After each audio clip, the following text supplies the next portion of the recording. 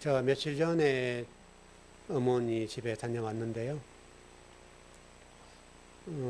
점심을 먹을 때 저희 어머니가 그런 얘기를 하시더라고요. 요양원 얘기를 하시더라고요. 그러니까 이제 아마도 저희 누나가 얘기를 아마 한 것 같아요. 잘못하면 엄마가 큰아들 잡겠다. 막 그렇게 얘기하신 것 같아요. 오늘 지금 그 이춘하 지사님 참 오랜만에 오셨는데 고생하셨어요. 저도 이제 장남 입장이고 아마 이춘하 집사님도 상당히 시간 동안에 지금 권사님 어머니를 모시는 애를 많이 쓰셨는데 굉장히 힘듭니다. 아마도 이제 저희 어머니가 볼 때 본인이 아픈 것으로 인해서 아들이 본인을 이렇게 섬기는 이 일들이 굉장히 힘들다는 것을 알잖아요. 그래서 누나가 이제 얘기를 하고 나니까 또 제가 계속 몸이 안 좋았었고 그런 상황이니까 이제 걱정이 됐던 모양이에요. 그래서 요양원 얘기를 하시는데 속은 안 좋더라고요. 자식들 입장으로 제가 생각할 때 어떻든 요양을 안 보내고 하늘나라 보내드려야 되겠다 그 생각을 하고 있는데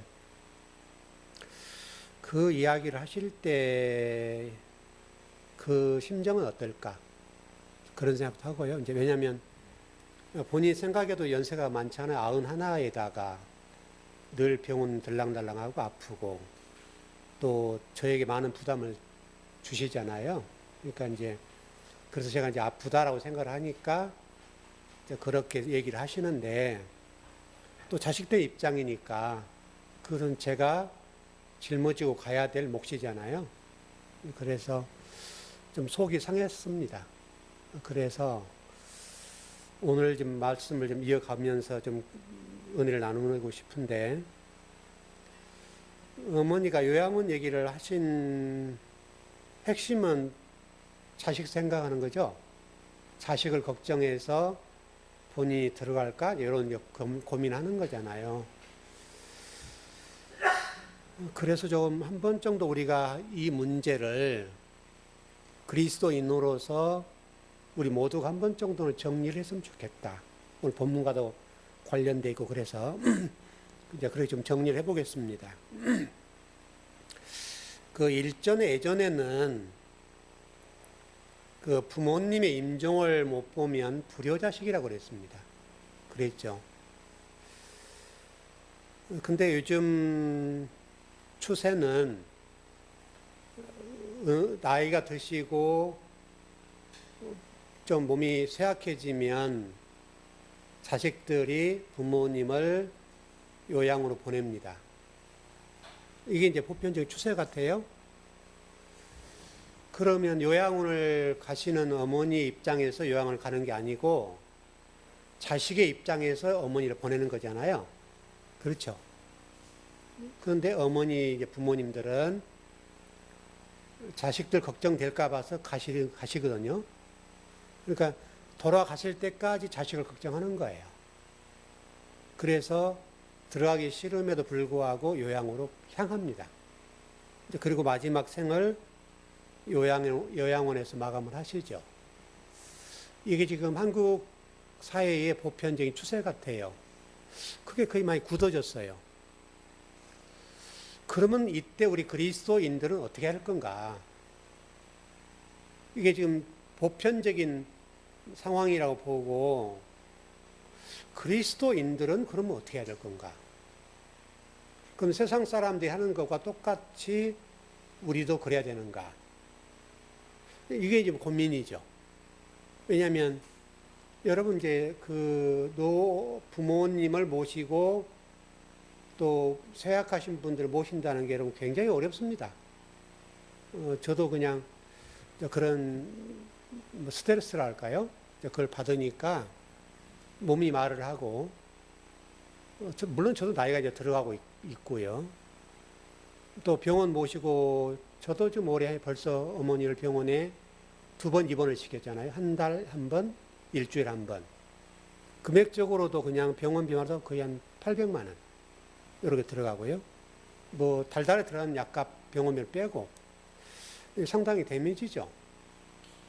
또 본인 입장에서 어떻겠어요? 저희 어머니 입장에서도 이게 쉽지가 않죠. 어렵죠. 그런데 지금 현재 제가 지난 금요일에도 말씀드렸습니다마는 연세가 드신 분들 가운데 설문조사를 했는데요. 제가 지난 금요일날에 아마 74.5라고 얘기한 것 같은데 정확하게 보니까 72.3%. 그러니까 72.3%의 고령 인구, 연세가 드신 분들이 마지막을 어떻게 하고 싶은가? 그 설문조사의 결론이 뭐냐면 72.3%는 집에서 자식이 보는 가운데 임종하고 싶다. 그렇게 나왔어요. 그러니까 거의 한 80% 가까이가 그러면 10분 가운데 8분 정도는 적어도 노년의 마지막을 자식들이 있는 집에서 임종하고 싶다. 이런 통계가 나왔다는 거예요. 그럼 이 통계와 다르게 실질적으로는 반대로 가죠. 80% 정도는 요양으로 가거든요. 요양원 들어가서 마지막까지 그 요양원의 생을 마감해요. 이게 지금 현재 추세예요. 그럼에도 불구하고 부모님들은 가잖아요. 가는데 갈 때 말씀하지 않지만 자식들 염려해서 가시거든요. 그리고 가셔서 거기서 마감하는 거예요.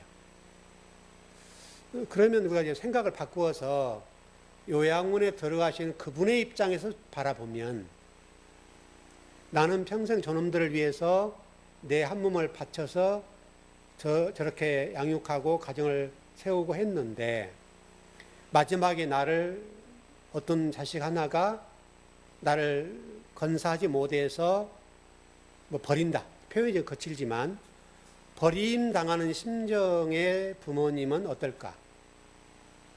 반대로 생각하면 자식 입장에서는 상황이 있죠.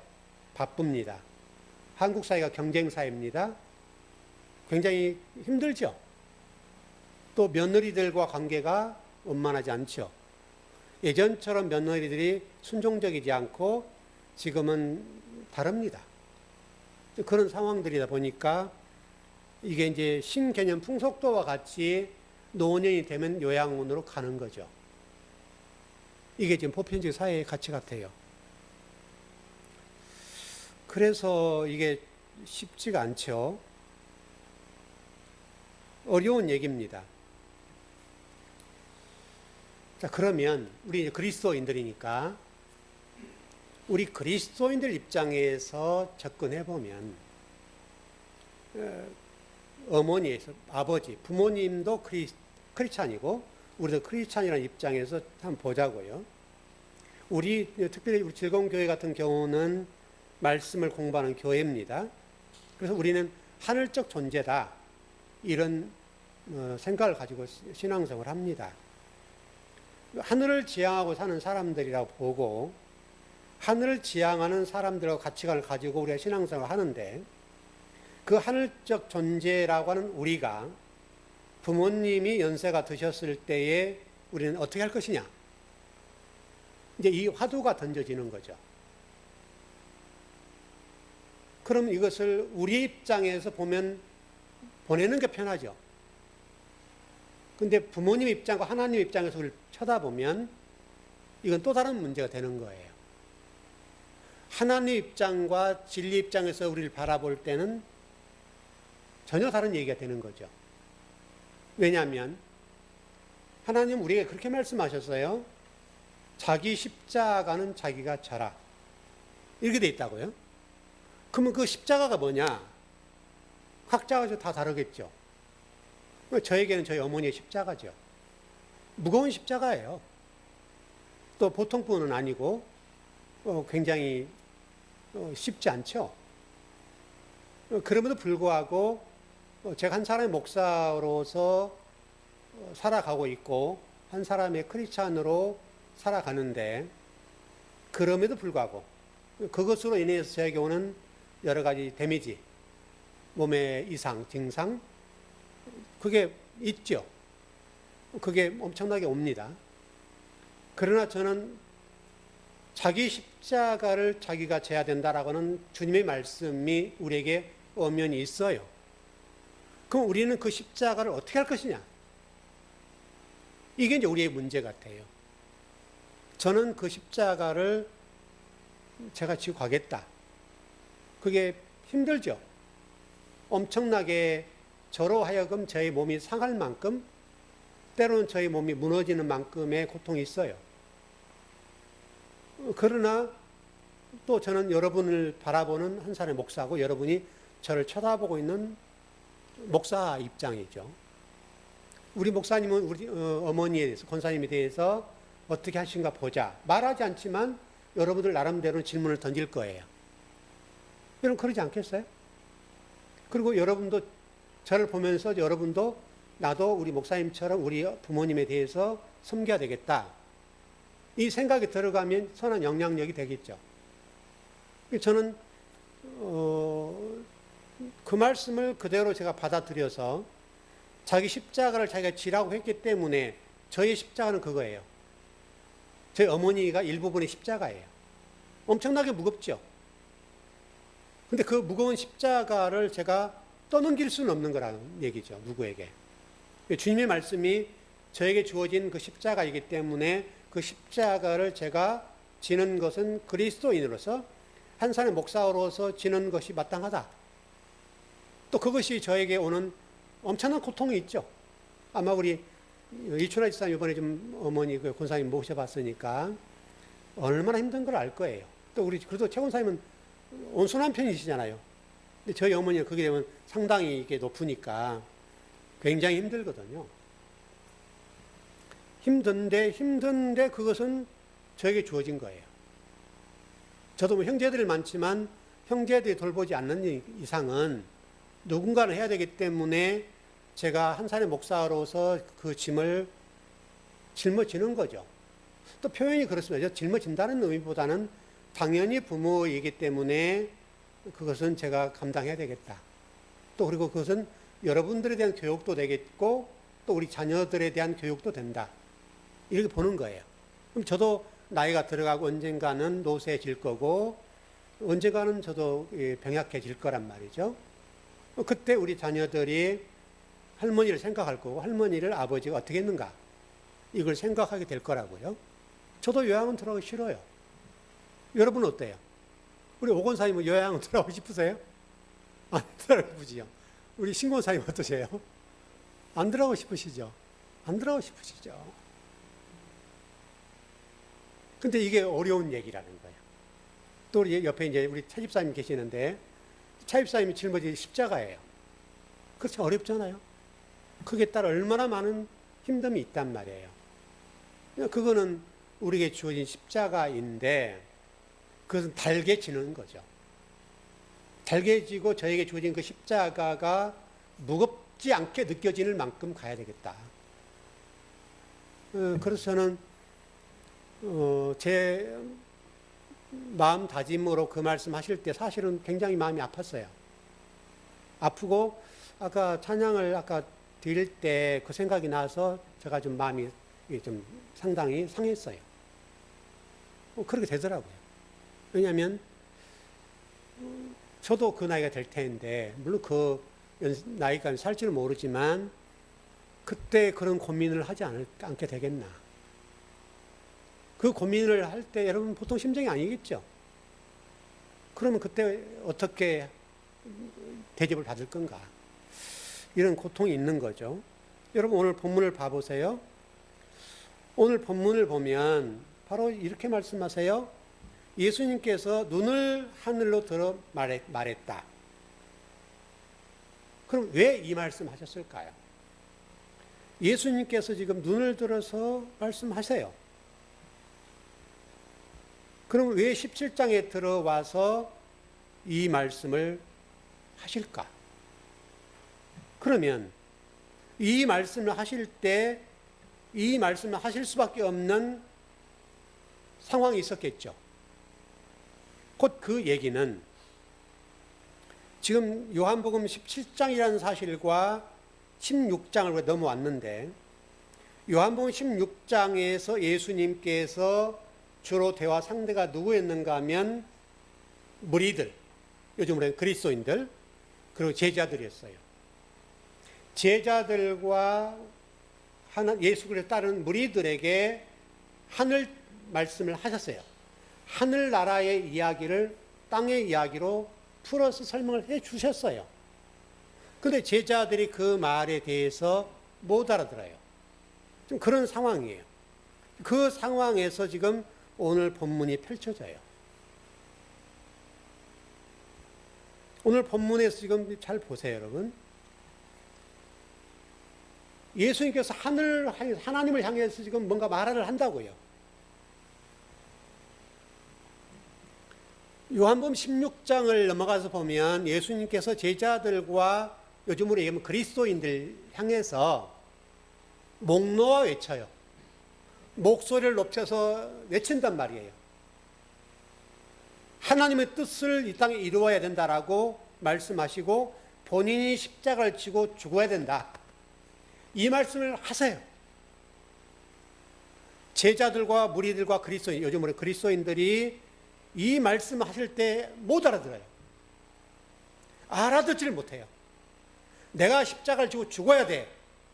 그래야 하나님의 구원과 하나님의 계획이 이루어진다. 하나님 뜻이 이루어진다라고 목 놓아 외치는데 제자들과 그를 따른 무리들이 그 말이 무슨 말인지 몰라요. 예수님께서 답답해 하신 거죠. 예수님께서 큰 일을 좀 성취하셔야 되겠는데 이야기하신 말씀의 뜻과 그 진리를 조금도 파악을 못한다고요. 그때 예수님께서 얼마나 슬퍼하셨을까? 얼마나 괴로워하셨을까? 가슴이 답답해 하신 거죠.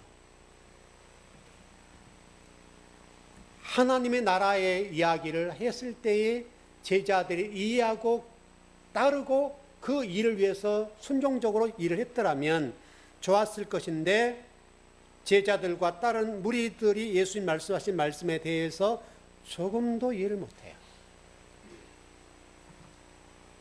그리고 17장이 시작되는 거예요.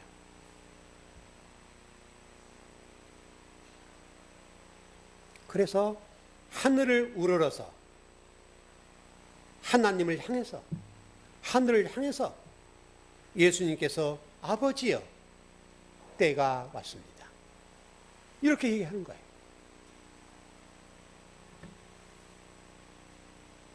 그리고 17장 여러분 1절을 보면 이렇게 말씀하세요.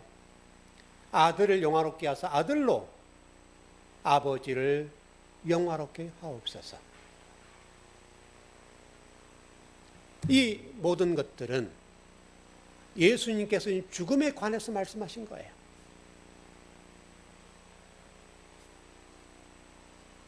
이미 이 이야기를 16장에서 제자들과 무리들에게 목 놓아 외쳤어요. 그런데 그 예수님 말씀하신 말씀에 접근을 못하는 거예요. 그러니까 하늘적인 존재로 살았고 하나님 뜻과 계획과 말씀하신 의도를 이해하고 깨달았다라고 한다면 예수님 말씀하신 말씀이 무슨 말씀인지 알았을 거예요. 그런데 이 제자들은 땅이에요. 땅 지향적인 삶을 살기 때문에 이 말이 무슨 말인지 몰라요.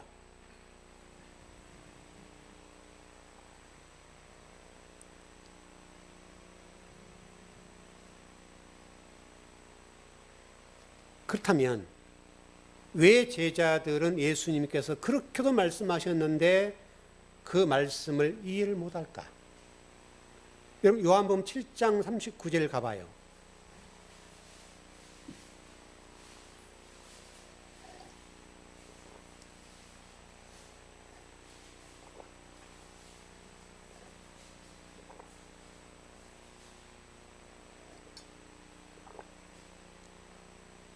예, 요한복음 7장 39절. 예, 시작. 이는 그를 믿는 자들이 받을 성령을 가리켜 말씀하신 것이라. 예수께서 아직 영광을 받지 않으셨으므로 성령이 아직 그들에게 계시지 아니하시더라. 어떻다고요? 그들 영혼 속에 진리가 없는 거예요. 하나님 안 계세요. 그러니까 지금 그들은 땅 지향적인 가치관과 사고로 예수님과 신앙생활을 하는 거예요. 그러니까 무슨 말인지 못 알아듣죠. 여러분 요한복음 12장 16절 한번 가봐요. 요한복음 12장 16절.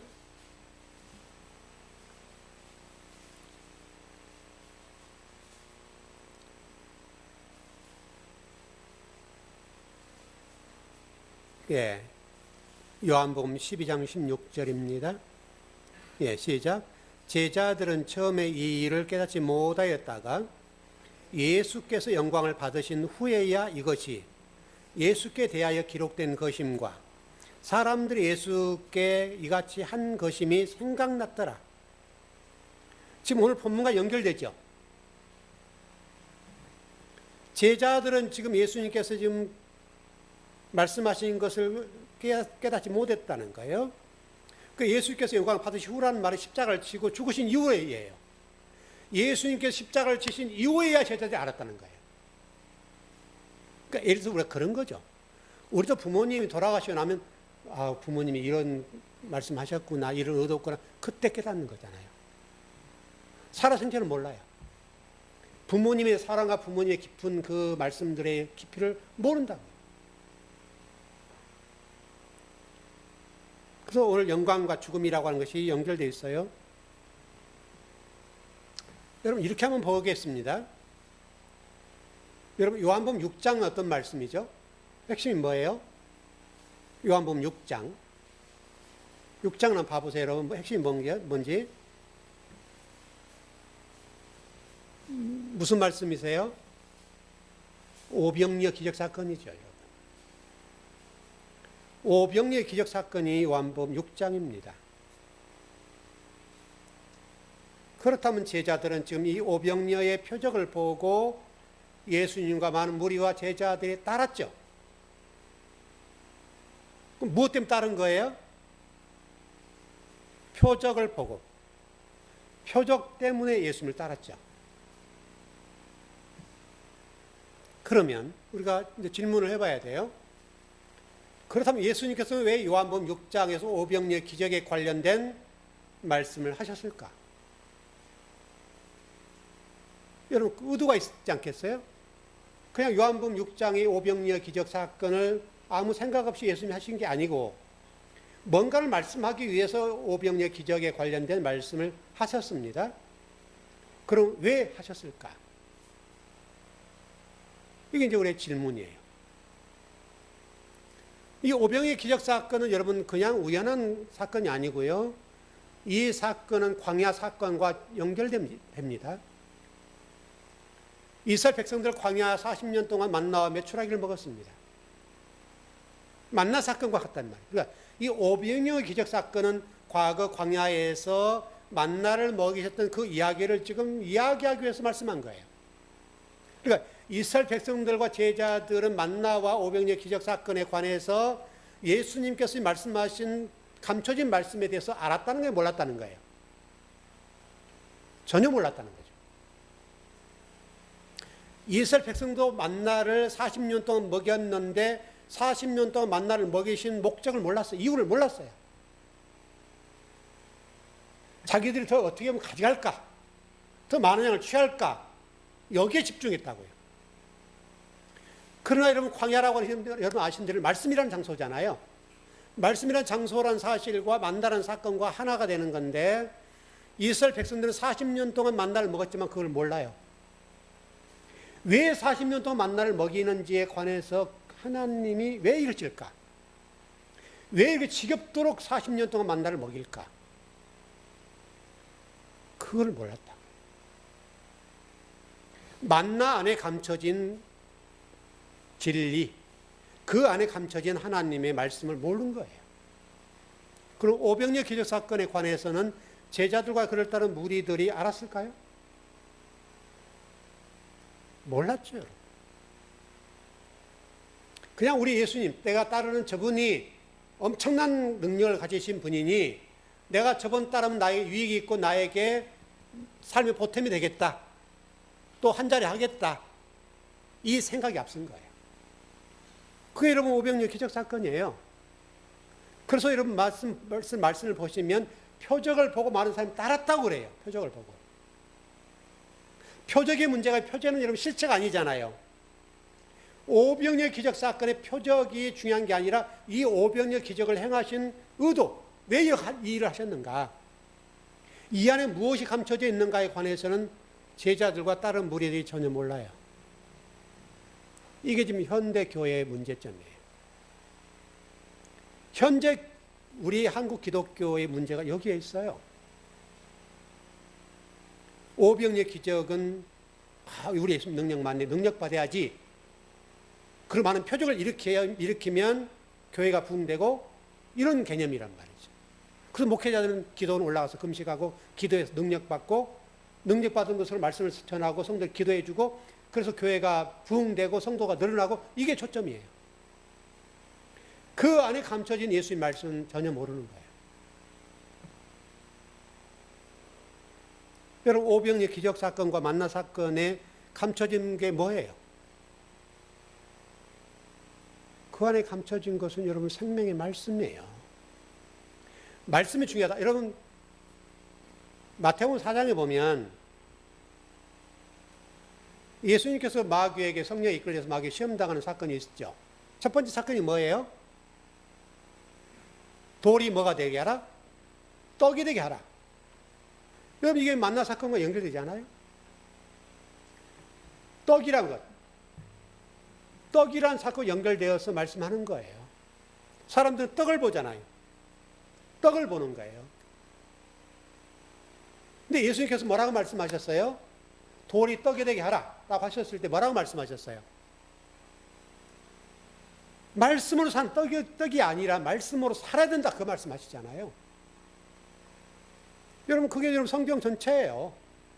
성경 전체에 말씀하고 계시는 건 뭐냐면 말씀의 소중성, 말씀의 중요성, 그 말씀을 소유해야 된다는 사실, 그거를 말씀하고 있어요.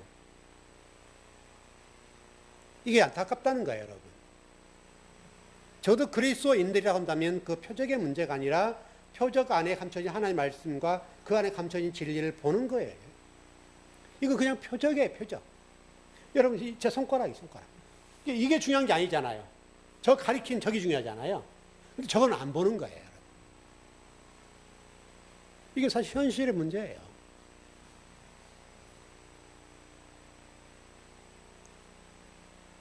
그리고 예수님께서 여러분 죽음이라고 하는 영광이라고 말씀하잖아요. 여러분, 제가 여러분들에게 그 창세기 1장 태초라는 단어를 가르쳐 드릴 때 우리 머리, 노시라는 단어를 제가 써서 우리 머리가 그리스도의 머리를 바뀌어야 된다. 이게 죽어야 된다. 내 생각과 가치관이 죽어야 된다. 그 말씀을 많이 했어요. 그리스도가 생각하신 것처럼, 하나님 생각하는 것처럼 생각하고 사고하는 것, 이게 중요하다. 이게 죽음이에요, 죽음. 성경이 말하는 죽음이 그거라고요. 우리 생이 딱 끝난다, 이건 그 다음 얘기고.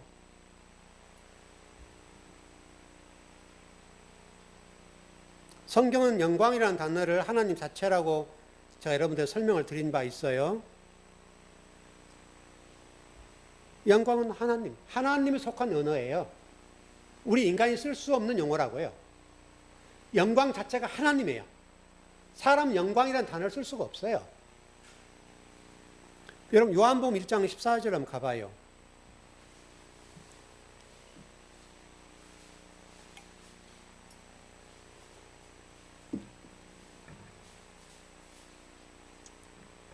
요한복음 1장 14절. 네, 시작. 말씀이 육신이 되어 우리 가운데 거하심에 우리가 그의 영광을 보니 아버지의 독생자의 영광이요 은혜와 진리가 충만하더라. 아들이 뭐라고요? 아버지 영광이다. 그러니까 여러분, 하나님이 영광이고 예수 그리스도가 영광이라는 거예요. 이게 여러분 굉장히 이게 우리가 한 번 쓸 수 없는 단어예요. 히브리서 1장 3절 가봐요.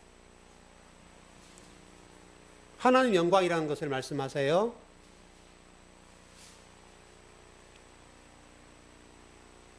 히브리서 1장 3절. 천천히 찾아보세요.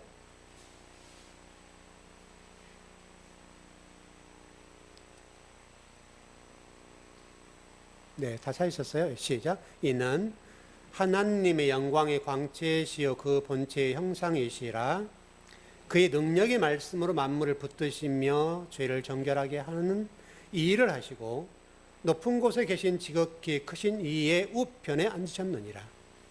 하나님이 뭐라는 거예요? 영광이다. 그리고 그리스도를 뭐라고 얘기해요? 또 동시에 이는 있으니까 하나님 영광이신데 그리스도도 하나님 영광의 광채다. 이렇게 설명하는 거고, 하나님 영광의 본체의 형상이 그리스도다. 이렇게 설명하는 거예요. 그러니까 하나님 영광이에요. 그 영광의 본체의 형상이 그리스도예요. 우리 게 아니에요, 여러분.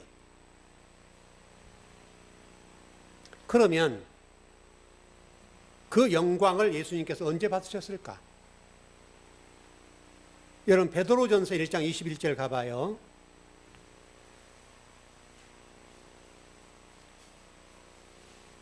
하나님 영광의 광채와 하나님 본체 형상을 언제 받았을까?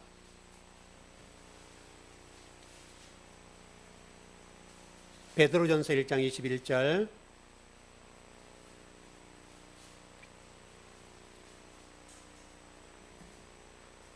예, 시작. 너희는 그를 죽은 자 가운데 살리시고 영광을 주신 하나님을 그리스도로 말미암아 믿는 자니 너희 믿음과 소망이 하나님께 있게 하셨느니라. 자, 요한복음 12장 23절 24절까지 가봐요. 같이 한번 보겠습니다. 요한복음 12장 23절에서 24절입니다.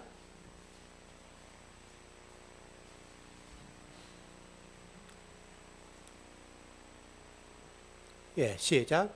예수께서 대답하여 이르시되 인자가 영광을 얻을 때가 왔도다.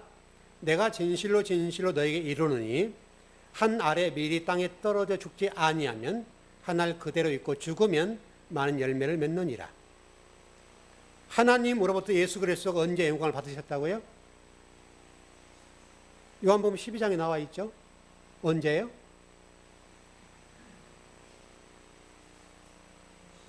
잘 한번 봐보세요.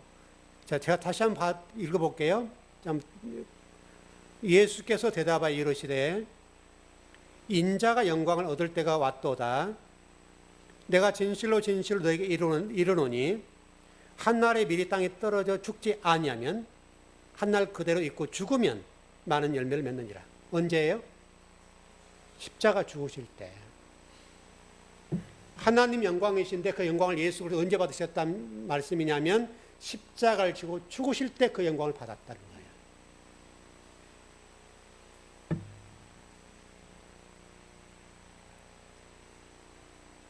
여러분, 이 영광이라는 게 그렇게 중요한 건데 예수 그리스도의 죽음 그 이후에 받은 거예요.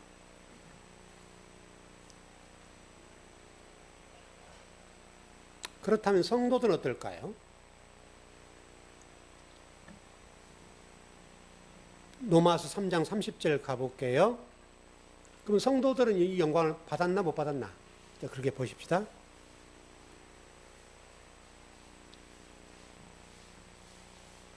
로마서 3장 30절.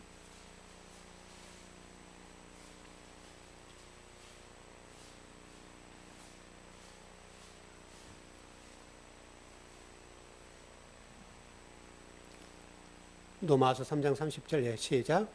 또 미리 정하신 이들을 또한 부르시고 부르시던 그들을 또한 의롭다 하시고 의롭다 하신 그들을 또한 영화롭게 하셨느니라. 이게 누구에 관한 말씀이에요?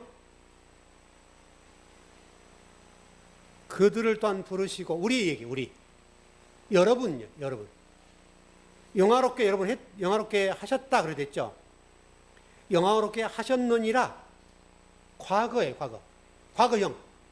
예수님이 십자가를 지실 때 예수 그리스도 하나님 영광을 받으셨죠. 근데 그때 어떻게 됐다는 거예요? 우리는 어떻게 됐다는 거예요? 우리도 그때 받았다. 그게 성경 가르침이잖아요. 하나님 말씀을 통해서 말씀하세요. 하나님 영광이세요. 근데 그 영광을 예수 그리스도 십자가를 지실 때 이걸 영광을 받으셨어요. 근데 그 영광이 예수 그리스도가 받는 걸 끝난 게 아니고 그 예수 그리스도의 십자가를 지실 때 저와 여러분도 이 자리에 있었죠.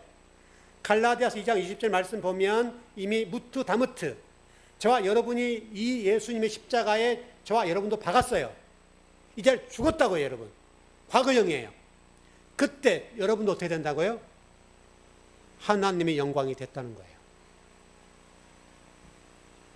과거형이에요, 과거형. 여러분, 뭐예요? 영광이라는 단어를 보면 뜻이 뭐냐면 굉장히 무겁다. 영광이라는 단어의 어근의 뜻을 보면 굉장히 무겁다라는 뜻이에요. 제가 여러분 이런 얘기를 해드린 적이 있어요. 성전 기물 얘기하면 성막에서 기물이라는 성물의 기물들이 예를 들어서 이게 그냥 나무라고 합시다. 나무에 보잘것없는 나무예요. 성물에 성전의 기물. 근데 여기에 여러분 금으로 쌌어요. 금으로 쌓아서 성전의 기물이 됐죠. 이게 지금 우리 얘기예요. 우리 하나님 백성들이 우리가 보기에는 가시나무 같은 존재들이에요. 보잘것없어요. 우리 개인 한 사람 한 사람들은 보잘것없는 사람들이에요. 그러나 거기에 하나님의 은혜가 입히고 하나님 영광이 입히고 하나님의 금이 입혀지니까 우리가 기물이 된 것처럼 귀한 존재가 된 거예요. 여러분 그러니 얼마나 복된 거예요, 여러분 이게. 저와 여러분이 그런 존재라는 거예요, 여러분. 여러분과 제가 가시나무라는 사실을 절대 놓치면 안 돼. 볼품 없었던 가시나무에 불과해요.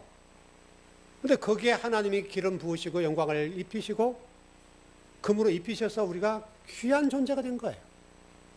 여러분 한 분 한 분들이. 그 금이 뭐냐면 말씀이라는 거예요. 금을 입혔다는 의미는 말씀을 우리를 입혔다 그런 의미예요. 그래서 가치 있는 존재가 됐다 그런 말이에요, 여러분.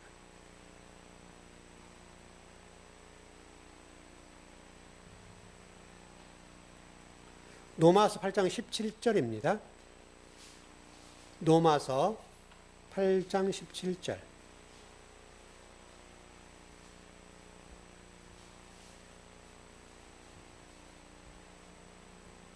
예, 시작. 자녀이면 또한 상속자, 곧 하나님의 상속자요 그리스도와 함께 한 상속자니 우리가 그와 함께 영광을 받기 위하여 고난도 함께 받아야 할 것이니라. 하나님 아들로 우리를 설명하네요. 하나님 아들. 그러니까 여러분들은 좀 겸손하게 얘기해서 우리는 뭐 하나님 아들 아니다. 그거 아니에요, 여러분. 그게 신성 모독이 아니에요. 여러분은 이미 하나님 아들이에요. 아들, 딸이에요. 상속자라고요, 상속자. 근데 성경 뭐라고 그래요? 상속자인데 영광도 소유했는데 고난도 함께 받는다고 그랬잖아요. 고난도 상속 받았대요, 여러분. 그러니까 제가 모두에 말씀드렸던 우리 노 부모님들에 대한 이것을 그리스도인들은 어떻게 접근할 건가? 이런 관점이에요. 왜? 고난도 받아야 된대요, 고난. 하나님의 상속자 아들로 받았는데 고난이 없다 그러면 너무 좋겠죠? 근데 여러분, 목사도 하나님의 기름 부은 종이지 않습니까? 여러분도 하나님 기름 부은 종들인데 고난이 있어요, 없어요? 하룻밤 자고 나면 고난이 있어요. 없어질 것 같으면 또 있고 또 있고 계속 생겨나는 거예요. 그걸 통해서 우리를 당금질하는 거예요, 당금질. 하나님 우리를 정금같이 쓰시기 위해서 당금질하고 두드려서 하나님의 도구로 만들어가는 거예요. 근데 뭐 여러분 고난이 없겠어요? 우리가 그냥 가만히 그냥 어떻게 하나님의 사람으로 하나님이 쓰실 만한 도구가 될 수 있냐 이거예요.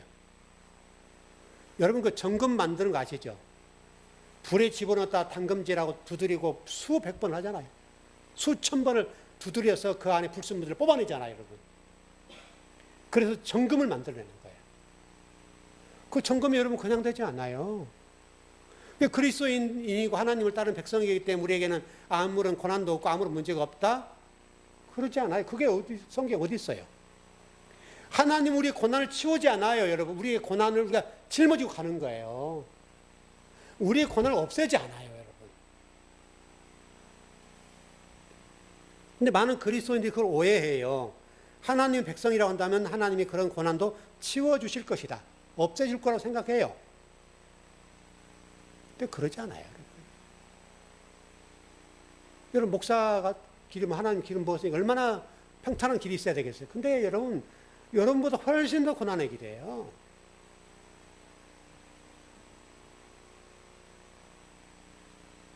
그게 여러분 요한계시로 넘어가 새 예루살렘 성, 새 예루살렘 성전, 그 성전이 뭐예요? 새 예루살렘 성전을 여러분 건물 얘기하는 거 여러분 얘기하는 거잖아요.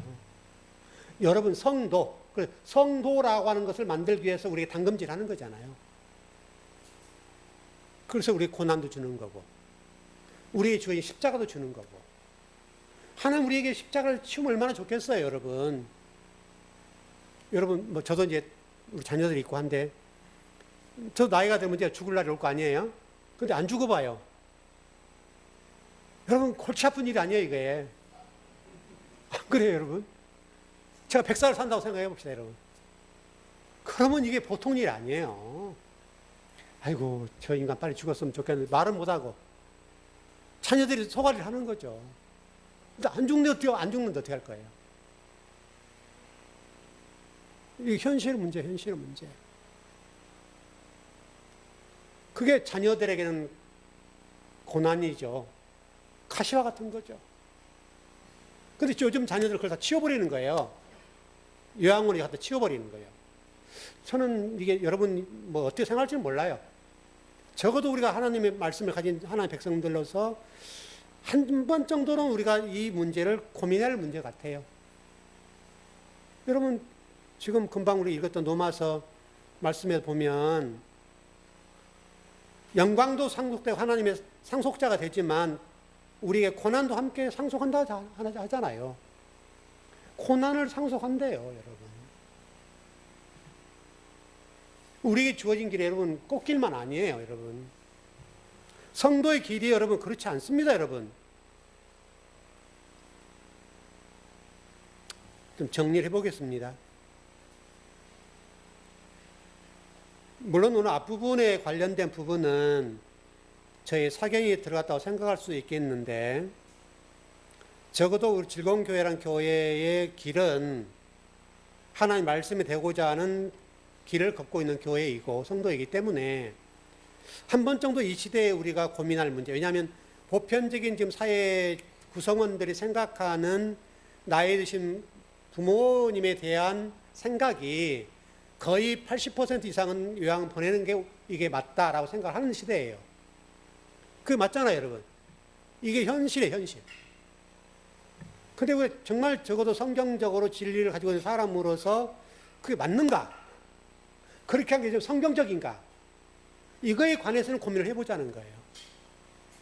근데 성경은 여러분 그렇게 되지 않잖아요. 자기 십자가를 자기가 치라고 말씀하시지, 그걸 대신 져준다고 말씀하지 않고 그걸 버려라라고 말씀하지 않는 걸 보면, 적어도 제가 여러분들에게 제 사견적인 입장으로 말씀드린 부분이 100% 옳지 않다고 할 수는 없는데, 그래도 나름대로의 고민할 문제는 있지 않나 이거죠. 여러분 아까 노마서 말씀 읽었던 것처럼 하나님 우리에게 하나님 상속자로서의 아들로 우리를 주시지만, 그런데 고난도 상속해 주신다 하잖아요. 그렇게 본다면 우리는 한 번 정도는 고민해야 할 문제다. 이 시대에 우리가 던져진 화두가 아닐까 싶어요. 적어도 하나님의 백성들에게, 교회에게 하나님이 이 시대에 그리스도인들이 전달하신 하나님의 메시지가 아닐까. 여러분 그 말씀을 깊이 생각하고 고민들 해보시길 바랍니다. 예, 기도하겠습니다.